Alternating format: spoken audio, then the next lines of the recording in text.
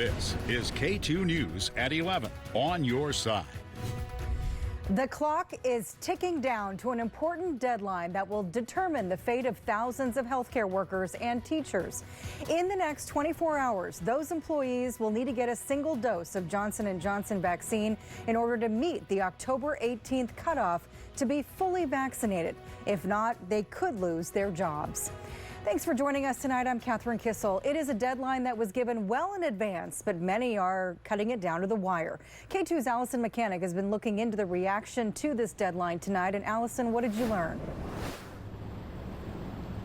Well, Catherine, this October 18th deadline is something that these workers have known about for some time. And in that time, we have heard from different groups complaining about the mandate. Now, we know that healthcare workers and teachers are just two industries that were greatly impacted by the pandemic. They say if they have to be dismissed from their jobs now, the impacts will be across the community. With the October 18th deadline nearing, thousands of people in Washington made their way to the Capitol to protest Governor Jay Inslee's mandate. In Washington, all state and private sector healthcare workers must be vaccinated by October 18th. If there's going to be any sort of requirement for workers related to this, it's got to come through the state representatives, through the people's representatives. Some at the demonstration say they're against the vaccine, others against the mandate. But Governor Jay Inslee is keeping the deadline firm. Good morning. In Oregon, Governor Kate Brown pushed back state workers' deadline from October 18th to November 30th. While Oregon state workers have more time, teachers and healthcare workers don't. Governor Brown talked about the importance of these workers being vaccinated earlier this week. I am pushing forward on our vaccine requirements for healthcare workers because we have a really stark choice right now. A vaccinated workforce that can continue to work through our COVID surges, like the one we're likely to see again from the Pendleton Roundup, or an unvaccinated workforce that's depleted by quarantines and illness. As for teachers, Brown in the Oregon Department of Education says vaccinating them will lead to less disruptions in the classrooms like quarantines. We have a staffing challenge in our schools right now that we're trying to overcome. And the staffing challenge is that unvaccinated staff members who are exposed to COVID-19 must quarantine. To help these workers get fully vaccinated, Clackamas County is holding a Johnson & Johnson vaccine clinic at Clackamas Town Center tomorrow, allowing people who roll up their sleeves in time to keep their jobs after October 18th. For state workers in Washington, Governor Jay Inslee says if they are not fully vaccinated by the 18th, they will be dismissed. Back here in Oregon, if it comes down to a school district, it will be up to them to decide exactly how they are going to go about this with their staff. And the same goes for healthcare workers and their employers. Live in North Portland, Allison Mechanic, K2 News. Allison, thank you. That vaccination clinic will be held at the Clackamas Town Center, as Allison said, on the second floor. You can make an appointment or you can walk in. It's open tomorrow from 3 until 7. Oregon and Washington are just a few of several states enforcing vaccine mandates. Happening tomorrow, teachers for the nation's largest public school system in New York City who are not fully vaccinated will be out of a job. While there's still opposition, at least 93% have had at least one shot, well above the national average. For those not allowed back at work, the district says they'll have an army of vaccinated substitutes ready to fill in. I felt shocked, surprised, heartbroken. My students messaged me Friday. I am not allowed to talk to them, even though I gave them a heads up that this is it. I cannot imagine giving up my 24-year career because I didn't get a vaccine, because we do not have enough space for the schools to fully social distance, and this would be safer for all of us.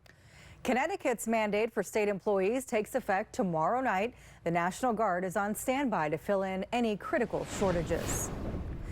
A kayaker who's been missing for 3 days in the Deschutes River is now presumed dead. Deschutes County deputies say that the 28-year-old from Bend has been missing since Friday night. Those with him say they saw him upstream from Meadow Camp in the Deschutes River in some heavy white water. After 3 days of looking, he still has not been found. We've done a lot of self-reflection over the culture of silence that has enveloped our league, and we're ending it. It's over. Changes are coming to the National Women's Soccer League now that allegations of sexual misconduct are coming to light involving a former Portland Thorns coach. Today, the league announced a new committee that's investigating the allegations against former coach Paul Riley. They're also launching reform initiatives to protect players and staff. The executive director of the Players Association says it's time for fundamental change.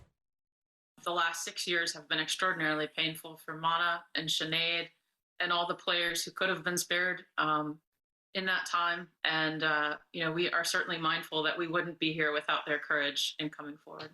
The commissioner of the U.S. National Women's Soccer League has also resigned. And today, the head coach of the Portland Timbers called the allegations disgusting. He says the relationship a coach has with their player is sacred. And now more than ever, it's important female players feel empowered to speak up. The reality is, I think it's important that women speak up, that something's been said. And it's important now to listen, to learn, and to make sure that there's a change. Former Thorns coach Paul Riley denies the accusations against him. Those working to clean the oil spill in the Pacific say it is already hurting wildlife. Officials with Orange County say they're getting reports of birds that are now covered in oil and fish that have washed up ashore. Cleanup efforts are already underway, but it is going to take some time. The oil slick is 13 square miles in size. A pipeline broke about 4.5 miles offshore, and more than 125,000 gallons of post-production crude oil poured into the ocean. The company that owns the pipeline, Amplify Energy, says that they are doing everything they can to help.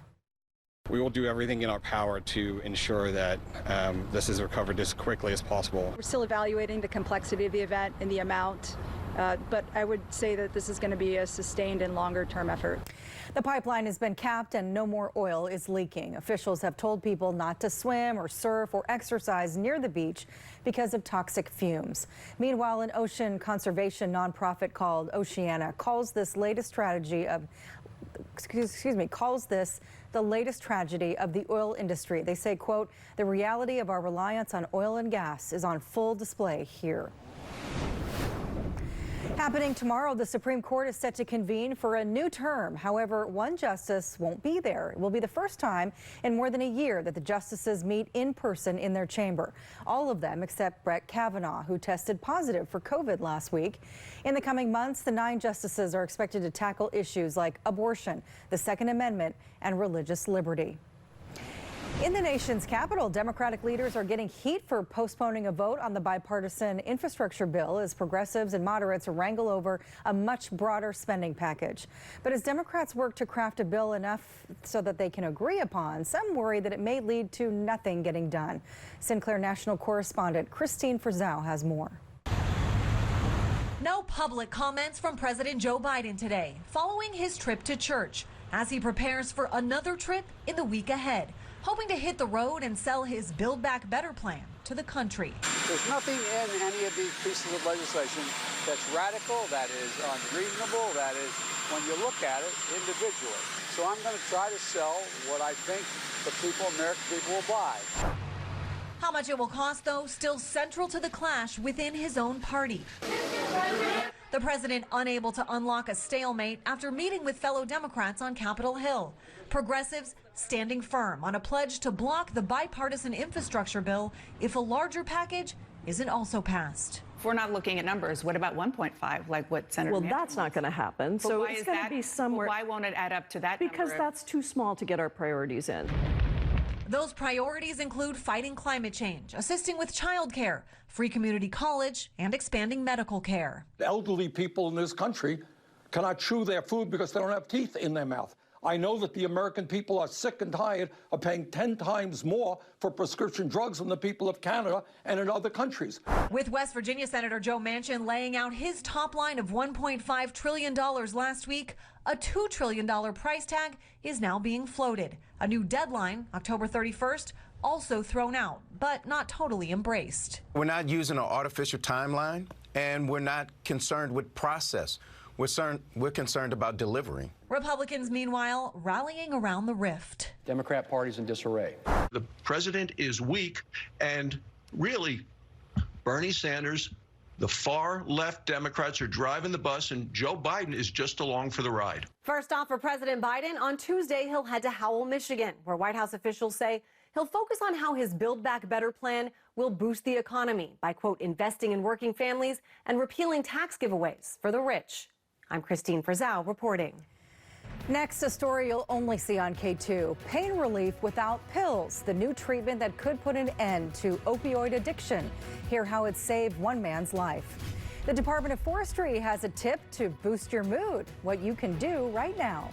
And I don't know if this will boost your mood or not. It's been frosty east of the Cascades the last couple nights. Now it's your turn. Some of you west of the mountains. We'll tell you when to expect that in your forecast.